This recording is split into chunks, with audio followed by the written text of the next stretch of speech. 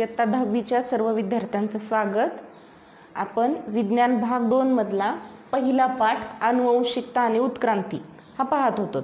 आपण पहिल्या तासामध्ये बघितलेला आहे की डीएनए ची रचना कशी असते, त्याचे भाग कोणकोणते आहेत, आनुवंशिकता म्हणजे काय, प्रतिलेखन म्हणजे काय, भाषांतरण म्हणजे काय, स्थानांतरण म्हणजे काय, डीएनए चे 3 प्रकार कोणकोणते आहेत, हा सगळा भाग आपण पहिल्या तासामध्ये बघितलेला आहे। आज आपण बघणार आहोत उत्क्रांती। आता पाठाचं नावच आहे की आनुवंशिकता आणि उत्क्रांती। तर आनुवंशिकता म्हणजे काय हे आपण पाहिलं की मागच्या पिढीमधून येणारे जे काही शारीरिक लक्षण असतील ते पुढच्या पिढीमध्ये संक्रमित होणं ह्याला आपण आनुवंशिकता असं म्हणलं। आणि या आनुवंशिकतेमध्ये डीएनए आणि आरएनएचा नेमका काय रोल असतो किंवा काय भूमिका असते हे पण आपण पाहिलेलं आहे। आज आपण पाहणार आहोत की उत्क्रांती म्हणजे काय। आपण बघितलं की यामध्ये 2 शब्द आहेत, क्रांती आणि उत्क्रांती। तर क्रांतीचा अर्थ काय आहे, आपण इतिहास किंवा भूगोल किंवा इतर नागरिक शास्त्र अशा विषयांमध्ये क्रांती हा शब्द अभ्यासलेला असेल। तर क्रांती म्हणजे काय आहे, तर क्रांती म्हणजे बदल, परंतु इथं आपल्याला शब्द आहे उत्क्रांती। उत्क्रांती या शब्दाचा अर्थ सुद्धा बदलच आहे, पण हा बदल अतिशय सावकाश होतो। म्हणजे बऱ्याच वेळेला हा बदल होत आहे हे सुद्धा आपल्याला लक्षात येत नाही। मग उत्क्रांती म्हणजे काय, तर उत्क्रांती म्हणजे सावकाश होणारा क्रमिक बदल। म्हणजे इथं 2 शब्द महत्त्वाचे आहेत, सावकाश आणि क्रमिक। सावकाश म्हणजे काय, तर हा बदल हा खूप संथ गतीने होतो किंवा याचा वेग हा खूप कमी असतो। आणि क्रमिक म्हणजे काय, तर हा बदल क्रमाक्रमाने घडून येतो किंवा क्रमाक्रमाने घडत जातो। आजपर्यंत मानवाला ज्या काही गूढ गोष्टी आहेत, म्हणजे ज्या आपल्याला नजरेसमोर दिसत नाहीत किंवा ज्यांचा अर्थ त्याला सहजासहजी लक्षात येत नाही, अशा गोष्टींच्या अभ्यासासाठी तो खूप उत्सुक राहिलाय। म्हणजे उदाहरण द्यायचं असेल तर वेगवेगळे ग्रह कसे आहेत, अंतराळामध्ये कोणकोणते तारे आहेत, त्या ग्रहांवरचं नेमकं वातावरण कसं आहे। आपल्या सगळ्यांना माहिती की आपण वेगवेगळे उपग्रह सुद्धा दुसऱ्या ग्रहावर पाठवलेले आहेत, कशासाठी, तर त्या ग्रहांचा अभ्यास करण्यासाठी। मग ह्या ग्रहांपासून आपण हा सुद्धा अभ्यास केला की त्या ग्रहावर सजीव सृष्टी आहे का। जसं की आता आपण मंगळाचा अभ्यास करतो, आपल्या शेजारचा जवळचा ग्रह कोणता आहे, मंगळ। आपण काय अभ्यास करत आहोत की मंगळावर सृष्टी आहे का, असेल तर ती कशी आहे, आपल्यासारखीच आहे का, मंगळावरचं वातावरण हे सजीवांना राहण्यासाठी योग्य आहे का, असा अभ्यास आपण करत आहोत। मग हा अभ्यास करत असताना आपण ग्रह, तारे, त्यांची रचना, त्यांची फिरण्याची कक्षा, तिथली सजीव सृष्टी यांचा अभ्यास करत आहोत। मग साहजिकच माणसाला स्वतःबद्दल पण अशीच उत्सुकता आहे की आपण कसे तयार झालो, नेमके आपण किती वर्षांपूर्वी झालो, आपला उगम कसा झाला, तर याचा सुद्धा अभ्यास त्यांनी करण्याचा प्रयत्न केलेला आहे। आणि या बाबतीत त्याला जी काही तथ्य सापडली, जे काही संशोधन केलं त्यांनी, त्यावरून त्यांनी त्याचा एक आराखडा तयार केला की हे जे बदल आहेत हे कसे होत गेले, आणि त्या बदलांचा जो अभ्यास आहे त्याला आपण उत्क्रांती असं म्हणतो। मग सजीवांनी जे काही सजीव आहेत ते आपल्याला माहिती की अगदी अंटार्क्टिका खंडाच्या टोकापासून ते पृथ्वीचे दोन्ही ध्रुव असतील, हवा असेल, पाणी असेल, या सर्व ठिकाणी सजीवांचं अस्तित्व आढळतं। हे सजीव आकाराने खूप वेगवेगळे आहेत, एकमेकांपेक्षा यांच्या सवयी वेगवेगळ्या आहेत, यांचं दिसणं वेगवेगळं आहे। मग ह्यांच्यामध्ये काही समानता आहे का, हे सगळेजण नेमके कसे तयार झाले असतील, ह्यांच्यामध्ये विविधता का निर्माण झाली, या सगळ्या बाबींचा अभ्यास यांनी केलेला आहे। आज आपण बघतो की प्राणी आणि वनस्पतींच्या आपल्याला शेकडो, हजारो नाही तर कोट्यावधी जाती आढळतात। मग याच्यामध्ये अगदी एकपेशीय प्राणी, याचं उदाहरण द्यायचं असेल तर अमिबा सारखे एकपेशीय प्राणी, पॅरामेशियम सारखे एकपेशीय प्राणी,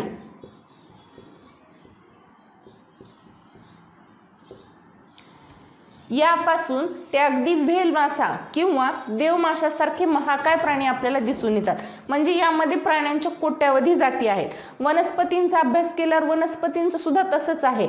अगदी क्लोरेला नावाचं शैवाल तुम्हाला माहिती असेल, जे की स्वतःचं अन्न स्वतः तयार करणारी एक वनस्पती आहे किंवा एक पेशीय जीव आहे। तर ह्या क्लोरेला पासून ते अगदी मोठ्या मोठ्या वृक्षांपर्यंत, झाडांपर्यंत, म्हणजे वडाचं झाड सांगता येईल आपल्याला, पिंपळाचं झाड सांगता येईल, अशा मोठ्या मोठ्या वृक्षांपर्यंत ह्या सर्व सजीवांमध्ये खूप मोठ्या प्रमाणावर विविधता आढळते. तर हे सजीव नेमके कसे तयार झाले असतील याचा अभ्यास मानवाने केलेला आहे. आणि त्याला असं आढळून आलं की जी पहिली सजीवाची निर्मिती झाली ती समुद्रामध्ये झालेली आहे. कशी झाली समुद्रामध्ये? आपण आजही बघतो की समुद्राच्या पाण्यामध्ये वेगवेगळे क्षार असतात. ह्या सगळ्या क्षारांचं एकमेकांसोबत जेव्हा आकाशात वीज चमकते तेव्हा काहीतरी अभिक्रिया घडून आली आणि ह्या अभिक्रियेमधून केंद्रक आम्ल तयार झाली असावीत. केंद्रक आम्ल म्हणजे काय? तर सजीवांच्या ज्या पेशी आहेत ह्या पेशीमध्ये असलेलं केंद्रक आणि त्या केंद्रकामध्ये जो द्रव पदार्थ असतो त्याला आपण केंद्रक आम्ल असं म्हणतो. तर समुद्रामध्ये ही केंद्रक आम्ल तयार झाली.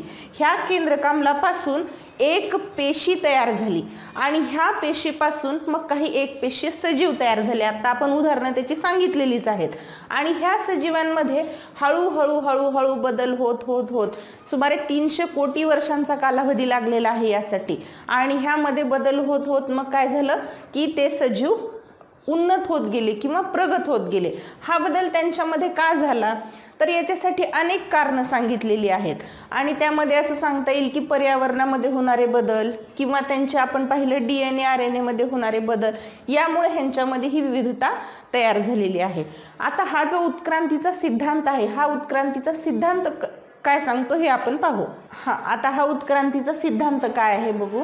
चार्ल्स डार्विन नावाच्या शास्त्रज्ञांनी हा सिद्धांत मांडलेला. आत्ताच मी सांगितलं तसं पहिल्या सजीवाची निर्मिती जी आहे ती समुद्रामध्ये सुमारे 300 कोटी वर्षांपूर्वी झाली. त्यानंतर हळूहळू यांच्यामध्ये बदल होत गेले आणि ह्या बदलांमुळे सजीवांचे भिन्न समूह तयार झाले आणि ह्या समूहांमधून हळूहळू हळू बदल होत होत काय झालेलं आहे की आजचे सजीव तयार झालेले आहेत आणि या सिद्धांताला आपण उत्क्रांतीचा सिद्धांत असं म्हणतो. विज्ञानामध्ये जेव्हा आपण अभ्यास करतो तेव्हा एखादी गोष्ट जर आपल्याला कोणी सांगितली तर आपण सहजासहजी मान्य करत नाही. मग काय करतो आपण? तर ती गोष्ट पडताळून पाहतो. बरोबर आहे. जसं आपल्याला मिठाची चव एखाद्याने सांगितलं की मीठ खारट आहे, मग आपण काय करतो की तो पदार्थ जर विषारी नसेल, त्यापासून काही धोका होत नसेल तर त्या पदार्थाची चव घेण्याचा प्रयत्न करतो. म्हणजे आपण मीठ खाऊत प्रत्यक्ष आणि मग सांगूयात की मिठाची चव कशी आहे? खारट आहे. त्याच पद्धतीनं हा उत्क्रांतीचा सिद्धांत डार्विननी मांडला. मग तो आपण जशास तसा स्वीकारला का? मान्य केला का? नाही. आपण काय केलं की याच्यासाठी काही पुरावे मिळतात का याचा अभ्यास केला. तर ह्या उत्क्रांतीच्या सिद्धांतासाठी काही पुरावे सुद्धा दिलेले आहेत. म्हणजे हा सिद्धांत नेमका खरा का मानायचा यासाठी काही पुरावे दिलेले आहेत. तर त्या पुराव्यांचा पण आपण इथं अभ्यास करू. पहिला जो पुरावा आहे तो बाह्य रूपकीय पुरावे. आता याच्या नावावरूनच आपल्या लक्षात येतं की बाह्य रूपकीय पुरावे म्हणजे नेमकं काय. तर बाह्य रूप म्हणजे बाहेरून दिसणारं जे काही स्ट्रक्चर आहे, जी काही संरचना आहे किंवा बाहेरून दिसणारी जी रचना आहे त्या आधारावरून कोणकोणते पुरावे आहेत यांचा आपण पहिल्यांदा अभ्यास करू. तर हे पुरावे कोणकोणते आहेत पहा. आता आपल्या पुस्तकामध्ये काही चित्र दिलेले आहेत. विद्यार्थ्यांसाठी एक सूचना आहे की तुम्ही जेव्हा व्हिडिओ पाहत असाल तेव्हा आपलं पुस्तक समोर घेऊन बसायचं आहे, जेणेकरून पुस्तकातले काही चित्र, आकृत्या ज्या आहेत त्या आपल्याला प्रत्यक्षपणे पाहता येतील. कारण जरी व्हिडिओमध्ये काही आकृत्यांचा समावेश केलेला असेल तरीही त्यांची संख्या किंवा त्यांची क्लिअरिटी याच्यावर परिणाम होऊ शकतो. त्यामुळे आपलं पुस्तक आपल्या समोर ठेवायचे. तर आपल्या पुस्तकामध्ये आपल्याला 3 प्राण्यांची आणि 3 वनस्पतींची चित्र दिलेली आहेत. मग त्याच्यामध्ये झाड, चिक्कूचं झाड आणि आंब्याचं झाड दिलेलं आहे. तर ह्यांच्या पानांची रचना, फळाची रचना याच्यामध्ये बरंचसा सारखेपणा आपल्याला दिसून येतो. त्याच बाबतीत आपल्याला काय सांगता येईल की प्राण्यांच्या बाबतीत जर आपण तसाच विचार केला तर तिथं उदाहरण दिलेलं आहे कोल्हा, कुत्रा अशा प्राण्यांचं. तर त्यांच्या तोंडाची रचना, त्यांच्या दाताची रचना, त्यांच्या डोळ्याची रचना, त्यांचे कान, त्यांचे 4 पाय किंवा त्यांची चालण्याची पद्धत यामध्ये सुद्धा आपल्याला सारखेपणा दिसून येतो. म्हणजेच आपल्याला काय सांगता येईल की हे सगळे सजीव, ह्या दोन्ही उदाहरणावरून आपल्याला असं लक्षात येतं की हे सगळे सजीव कुठंतरी एकाच सजीवापासून निर्माण झाले असतील का, किंवा ह्यांचं जे मूळ सजीव आहे किंवा ह्यांची निर्मिती झालेलं जे मूळ आहे ते कुठंतरी एक असेल का? असू शकतं. तर त्यामुळे आपल्याला हा एक पुरावा ग्राह्य धरता येईल की उत्क्रांतीच्या सिद्धांताला मांडणारा किंवा सिद्ध करणारा बाह्यरूपकीय पुरावा हा एक पुरावा आपल्याला दिलेला आहे. दुसरा पुरावा आहे शरीरशास्त्रीय पुरावा.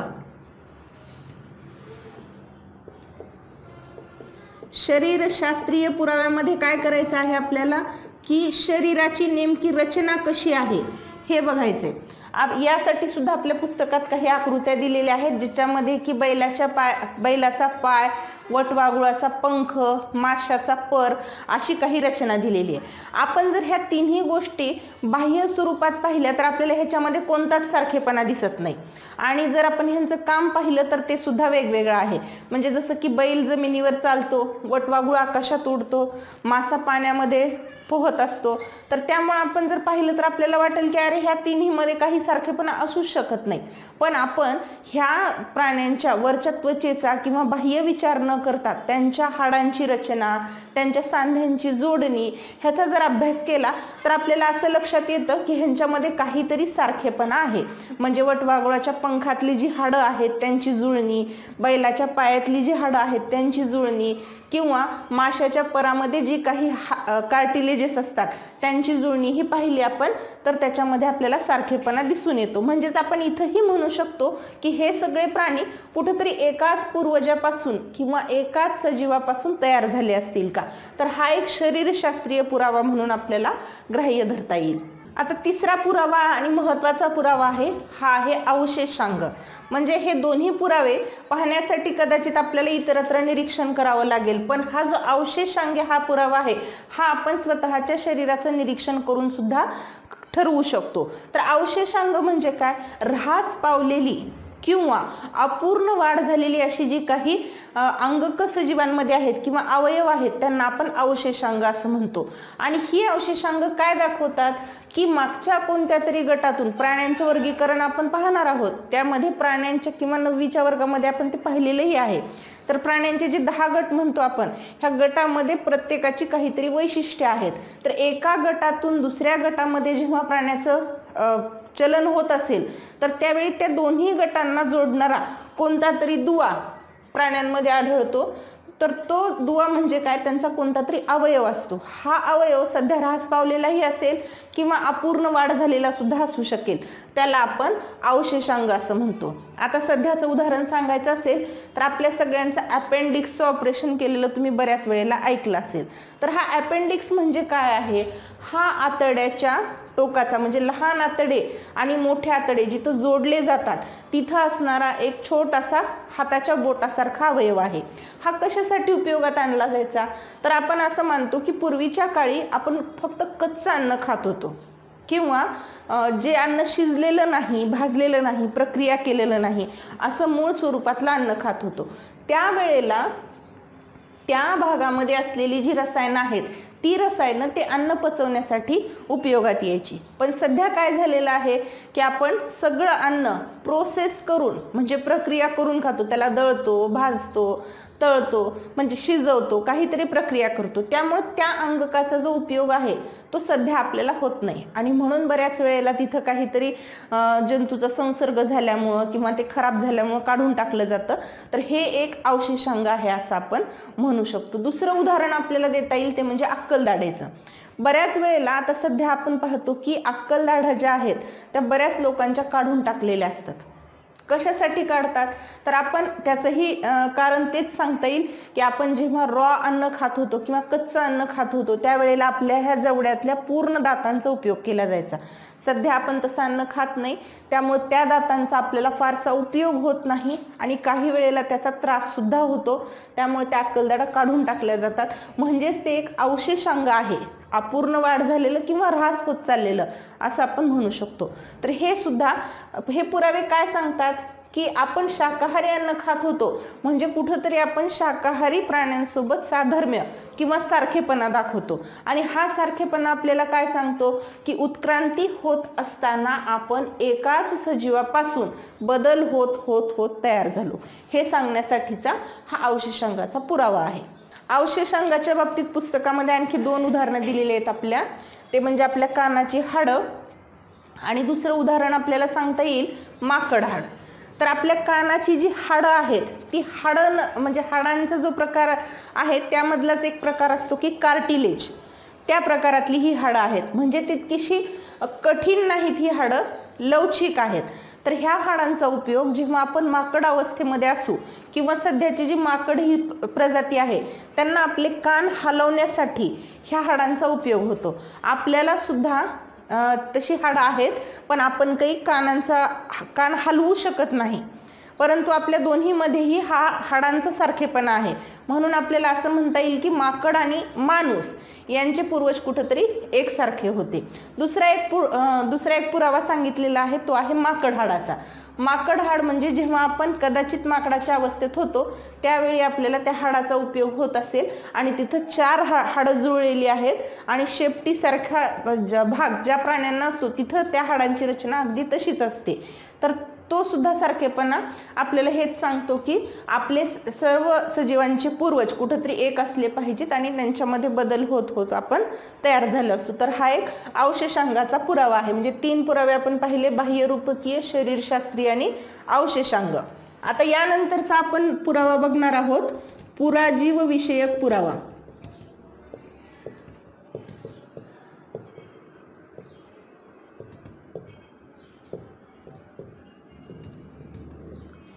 पुराजीव म्हणजे काय हे आपण पाहू. की आता आपण सांगायलो की सध्या जे सजीव आहेत त्यांचा आपण नक्कीच अभ्यास करू शकतो, पण जे सजीव नाहीत त्यांचा अभ्यास आपण कसा करत होतो, तर त्यांचा अभ्यास करण्यासाठी आपण एक पद्धत वापरतो, त्याला आपण जीवाश्म असं म्हणतो. जीवाश्म म्हणजेच फॉसिल्स. आपण जीवाश्म इंधन हा शब्द 8वी मध्ये पाहिलेला आहे. म्हणजे भूकंप, पूर किंवा ज्वालामुखीचा उद्रेक अशा काही नैसर्गिक घटनांमध्ये काय होतं की जिवंत जे सजीव आहेत, मग वनस्पती असतील किंवा प्राणी असतील, हे जशा असत तसे जमिनीच्या थरांमध्ये गाडले जातात. त्यांच्यावर खूप उच्च तापमान आणि खूप उच्च दाब निर्माण होतो आणि त्यामुळं त्यांचं कुजण्याच्या ऐवजी त्यांचं रूपांतर जीवाश्मामध्ये होतं. आणि ह्या जीवाश्मांचा अभ्यास करून सजीवांच्या शरीराची रचना नेमकी कशी होती याचा अभ्यास केला जातो. असे आपल्याला पुराजीव विषयक अनेक पुरावे मिळालेले आहेत. त्यात डायनासोरचं उदाहरण आपण सांगू शकतो. डायनासोरस या प्राण्याचे अनेक आपल्याला फॉसिल्स सापडलेले आहेत आणि त्यातून आपण त्याची रचना कशी असेल, त्यांचं शरीर कसं असेल, त्यांच्या सवयी कशा असतील यांचा अभ्यास केलेला आहे. तर हे पुराजीव विषयक पुरावे आहेत. तर ह्या पुराजीव विषयक पुराव्यांमधून आपण कोट्यावधी वर्षांपूर्वी सजीव कसे होते, त्यांच्या सवयी कशा होत्या, त्यांची शरीर रचना कशी होती याचा अभ्यास करतो. आणि याच्यामध्येही आपल्याला अनेक असे पुरावे सापडलेले आहेत की जे 2 गटांमध्ये सारखेपणा दाखवतात. याचं उदाहरण ऑर्किओप्टेरिक्स सांगता येईल. तर ऑर्किओप्टेरिक्स या प्राण्यामध्ये पक्षी आणि सरीसृप प्राणी या दोन्हींचीही लक्षणं आढळतात. म्हणजे त्याला सरीसृप प्राण्यांप्रमाणे लांब असं शेपूट होतं, पक्षी वर्गाप्रमाणे पंख होते आणि छोटे छोटे पाय पण होते आणि सरीसृप प्राण्यांप्रमाणे तोंडात दात पण होते. म्हणजे हा जो प्राणी आहे हा या दोन्ही गटांना जोडणारा प्राणी आहे असं म्हणता येईल. म्हणून आपण असं म्हणू शकतो की हे दोन्ही गट म्हणजे यांच्यातले सजीव कुठंतरी भरपूर लाखो करोडो वर्षांपूर्वी एकाच सजीवापासून तयार झाले असतील. आता पुराजीव विषयक जे काही पुरावे आपल्याला सापडले त्याचा अभ्यास अतिशय काटेकोर प्रमाणे किंवा अधिक अचूक करण्यासाठी आपण कार्बन डेटिंग नावाचं तंत्र वापरतो. कार्बन डेटिंग म्हणजे काय, तर कार्बन वय मापन असं ह्याला म्हणलं जातं. जेव्हा सजीव मृत पावतात तेव्हा त्यांचं कार्बन डायऑक्साईड घेण्याचं प्रमाण हे पूर्णतः थांबतं. कार्बनचे 2 समस्थानिका आहेत, C14 आणि C12. C12 हा काही किरणोत्सारी नाही, त्याच्यामुळे त्याचं प्रमाण स्थिर राहतं आणि C14 सोबत त्याचं जे गुणोत्तर आहे ते सतत बदलत जातं. म्हणजे वय जसं जसं होईल किंवा काळ जसा जसा पुढे जाईल तसं तसं ह्यांचं गुणोत्तर बदलत जातं.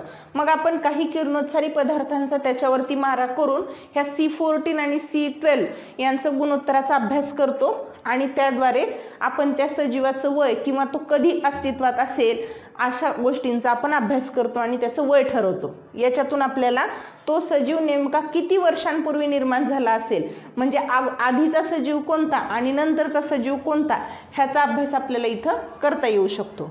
लिबी ह्या शास्त्रज्ञांनी ह्या कार्बन डेटिंगचा शोध लावलेला आहे आणि त्यासाठी 1960 सालचं रसायनशास्त्र या विषयातलं नोबेल पारितोषिक त्यांना मिळालेलं आहे। त्यांचं हे काम अतिशय महत्त्वाचं आहे आणि एका मासिकामधून सध्या त्यांचं हे जे काही नवीन नवीन शोध लागतात तर ते शोध त्यामध्ये प्रसिद्ध केले जातात। त्या मासिकाचं नाव आहे रेडिओ कार्बन। रेडिओ कार्बन या मासिकामधून असे नवीन नवीन जे काही जीवाश्म सापडले जातात त्यांचं नेमकं वय किती आहे याच्याबाबतचं संशोधन प्रसिद्ध केलं जातं। त्यानंतरचा पुरावा आहे जोडणारे दुवे। जोडणारे दुवे म्हणजे काय की सध्याही बरेचसे असे प्राणी आहेत की जे आपल्याला दोन्ही वर्गांची लक्षणं दाखवतात। म्हणजे प्राण्यांचं आपण वर्गीकरण केलं, त्यामध्ये वेगवेगळे गट केले, तर ह्या गटांमध्ये जी वैशिष्ट्ये आहेत तर त्या दोन्ही गटांची वैशिष्ट्ये ह्या प्राण्यांमध्ये आपल्याला आढळून येतात। जसं की लंगफिश, आपल्या पुस्तकामध्ये चित्र दिलेलं आहे, याचं सगळ्यांनी ते बघायचंय। तर लंगफिशचं उदाहरण आपल्याला सांगता येईल, त्याच्या नावातच आहे लंग। लंग म्हणजे काय तर फुफ्फुस। फुफ्फुस आपल्याला माहिती की आपण पाण्यामध्ये श्वास घेऊ शकत नाहीत, आपल्याला हवेमध्येच श्वास घ्यावा लागतो। तर लंगफिश हा प्राणी जरी म्हणजे हा मासा जरी पाण्यामध्ये राहत असला तरीही त्याला पाण्यामध्ये श्वासोश्वास करता येत नाही, तर तो हवेमध्ये येऊन म्हणजे पाण्याच्या बाहेर येऊन श्वास घेतो, म्हणून त्याचं नाव आपण लंगफिश असं ठेवलेलं आहे। तर त्याची जी रचना आहे ती काय सांगते की माशासारखी सुद्धा आहे आणि सस्तन प्राण्यासारखी सुद्धा। हा सुद्धा आपल्याला एक पुरावा सांगता येईल की ह्या दोन्ही गटांचे सजीव कुठेतरी एक असतात। आता डकबिल प्लॅटिपसचं पण उदाहरण आपल्याला पुस्तकात दिलेलं आहे। तर डकबिल प्लॅटिपस हा सरीसृप म्हणजे सरपटणारे आणि सस्तन या दोन्ही प्राण्यांचं मधलं साम्य दाखवतो। तर सरीसृप प्राण्याप्रमाणे म्हणजे सरपटणाऱ्या प्राण्याप्रमाणे तो अंडी घालतो आणि अंडी घातल्यानंतर जेव्हा त्यातून पिलं बाहेर येतात तेव्हा तो सस्तन प्राण्यांप्रमाणे त्यांना दूध पाजतो। म्हणजे ह्या दोन्ही गटांचं जे काही साम्य आहे तो ते दाखवतो। म्हणून आपल्याला असं म्हणता येईल की ह्या दोन्ही गटांना जोडणारा दुवा हा प्लॅटिपस नावाचा प्राणी आहे। म्हणजेच आपल्याला हे सगळे पुरावे काय सांगतात की उत्क्रांतीतून आपल्या सर्व सजीवांची निर्मिती झाली आहे किंवा आजचा जो मानव आहे तो सुद्धा कुठेतरी उत्क्रांत होत होत तयार झालेला आहे। म्हणजे आज अस्तित्वात असलेल्या सर्व प्राणी आणि वनस्पतींचा उगमस्थान कुठेतरी एक असलं पाहिजे असं सांगणारे हे सगळे पुरावे आहेत। शेवटचा जो पुरावा आहे तो आहे भ्रूण विषयक पुरावा।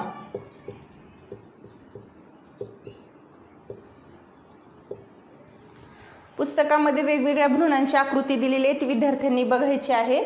3 अवस्थेतले भ्रूण दिलेले आहेत तिथं, त्याच्यामध्ये कोंबडी, मासा, मानव, माकड असे अनेक भ्रूणांची उदाहरणं आहेत। यांचं जर तुम्ही प्राथमिक अवस्थेपासून निरीक्षण केलं तर ह्या सगळ्यांची रचना आपल्याला सारखी दिसते आणि एकदम प्राथमिक अवस्थेत तर हे सगळे भ्रूण सारखे दिसतात। आकृती पाहिल्यानंतर तर आपल्या लक्षातही येणार नाही की कोणता भ्रूण नेमका कोणत्या प्राण्याचा आहे। नंतर जसं जशी वाढ होत जाईल तसं तसं यांच्यामध्ये बदल होत जातो आणि वेगवेगळे प्राणी विकसित होतात।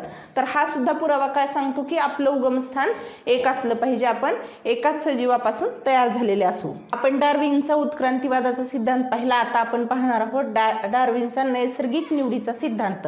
तर डार्विन काय सांगतो, सर्वायवल ऑफ द फिटेस्ट म्हणजे जो ताकदवान आहे तो जगेल। तो असं सांगतो की प्राण्यांच्या भरपूर प्रजाती किंवा संख्येने भरपूर मोठ्या प्रमाणावर प्राणी प्रजनन करतात म्हणजे निर्माण होतात।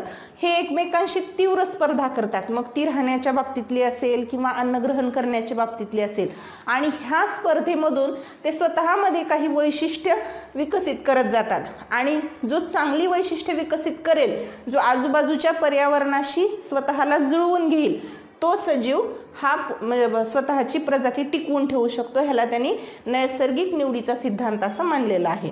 आपण हा उत्क्रांतीचा आणि नैसर्गिक निवडीचा सिद्धांत जरी मान्य करत असू तरी त्यालाही काही गोष्टींची शक्यता किंवा त्याबद्दलच्या काही शंका उपस्थित केलेल्या आहेत। जसं की त्यांनी काही वैशिष्ट्ये नष्ट झाली हे सांगितलेलं आहे, पण नेमकी कोणती वैशिष्ट्ये आणि का नष्ट झाली याचं त्याला स्पष्टीकरण देता आलेलं नाही। नैसर्गिक निवड ही एकच गोष्ट उत्क्रांतीला कारणीभूत आहे असंही मानता येत नाही, तर अनेक गोष्टी दुसऱ्याही उत्क्रांतीसाठी कारणीभूत आहेत। नैसर्गिक निवड सांगत असताना डार्विनने 2 बदल सांगितलेले आहेत की उपयोगी बदल आणि निरुपयोगी बदल, परंतु हे नेमके कोणते याचंही स्पष्टीकरण डार्विनने दिलेलं नाही। उत्क्रांतीमध्ये आपण 2 बदलांचा अभ्यास केलेला आहे, सावकाश होणारे बदल आणि एकदम होणारे बदल। तर याबाबतचंही पुरेसं स्पष्टीकरण ह्या उत्क्रांतीच्या सिद्धांतात दिलेलं नाही. असं असलं तरी सुद्धा डार्विनचा सिद्धांत हा उत्क्रांतीचा अभ्यास करताना एक मैलाचा दगड आहे.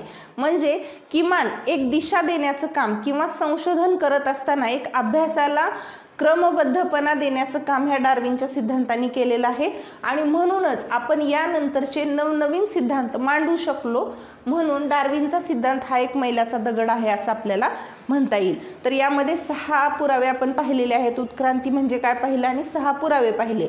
तर हे सगळ्यांनी वाचायचे आहेत. जर काही शंका असेल तर कॉल करून किंवा मेसेज करून विचारायचं आहे. झालेला भाग पूर्ण वाचायचा आणि आकृत्या आणि प्राण्यांची चित्र आपल्या पुस्तकामध्ये पाहायचे आहेत. आणि याच्यावरचं जे काही प्रश्न आहेत ते पण मी तुम्हाला टेस्ट स्वरूपात पाठवेन. तर ते पण सगळ्यांनी सोडवायचे, म्हणजे झालेला जो भाग आहे तो तुम्हाला समजण्यासाठी मदत होईल. तर आपण आता इथं थांबूयात.